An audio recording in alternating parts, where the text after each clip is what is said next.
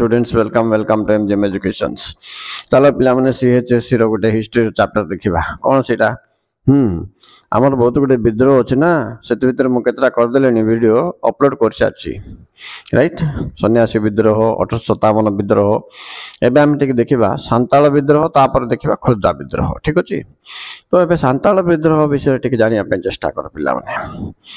सांताल विद्रोहटा दुईटा पर्याय रहितला, गोटे 1833 रे आरंभ होइतला भागीरथी मार्जी को अधीन रे माने नेतृत्व रे, तापर आ गोटे हेतिला 1855 रे, राइट।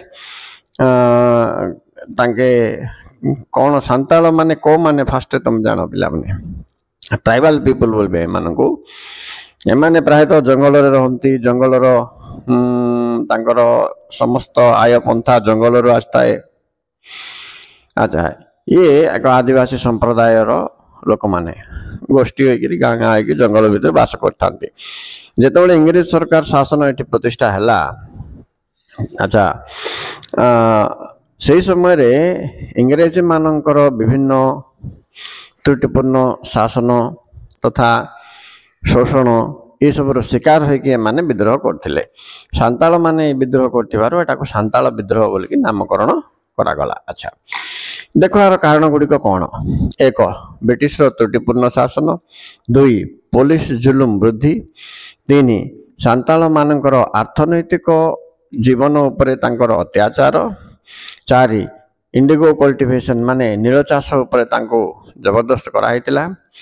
अच्छा, ए प्रकार शोषण तापरे जमीदार माने एमाननको शोषण करथिले। माने जमीदार माननको दिक्कु बोली कहथिले, दिक्कु मन रखते एटा बिट क्वेश्चन आस्ता अछि। तो ये समस्त अत्याचार प्रतिबदल रे प्रथमे 1833 रे भागीरथी मार्जी कौन कले ए आंदोलन को आरंभ कले। परवर्ती समय रे अन्य मानकर एटा कॉमन प्रॉब्लम रहिबार से माने भी जोग देले। आंदोलन तीव्रतर होइतिला सिना पिला माने इंग्रेज माने एटा को बहुत ये रे दमन करनेले, जहा फल रे आ विफल हैला। विफल हेले मध्य केते गुडे फलाफल देखिबा हमें ता द्वारा किछि लाभ होइचे माननको। फलाफल एक देखिया बेले संताल मानकर केते गुडे गाँ को नेकी गुडे परगणा कले। परगणा को गुडे कलेक्टर को शासन दायित्व दिया गला। 2 रे एमाननको पई जंगल जात द्रव्य बिकिया पई बेले कि स्वतंत्र बाजार व्यवस्था कले, अर्थात एमाने अर्थनैतिक दृष्टि टिके सुधारी आसिले। एहा छडा सेमाननको केते गुडे साहाय्य प्रशासनिक स्तर रे साहाय्य मध्य प्रदान कर जायथिला, राइट। ये थिला तमरो सांताल आंदोलन रो छोट संक्षिप्त कारण और फलाफल विषयटी।